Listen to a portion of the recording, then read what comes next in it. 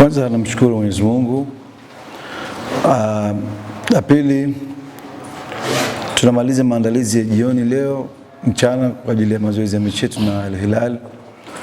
Tunacheza mchezo mgumu, lakini bahati nzuri kuna pressure kimeshuka kidogo. Tumereduce pressure kwa sababu mechi ya kwanza ilikuwa ina pressure 2-3.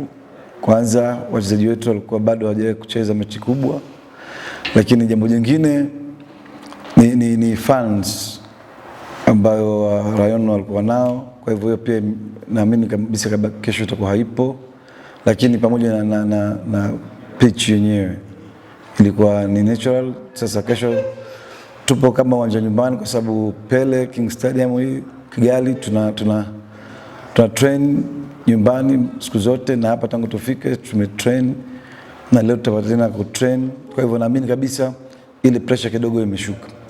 Lengo la mashindano kwa sisi KVZ kuona wachezaji wetu wapya wanatumika kwa ajili ya kujiandaa na Champions League. Kama unavyojua mechi iliyopita tumechezesha wachezaji 10 wapya, na mechi hii pia tutaongeza maagizo mengine. Tunaamini kabisa kila mchezaji ambaye yupo katika kikosi anapata nafasi ya kufili ile international games kabla kuface mechi yetu ya Champions League.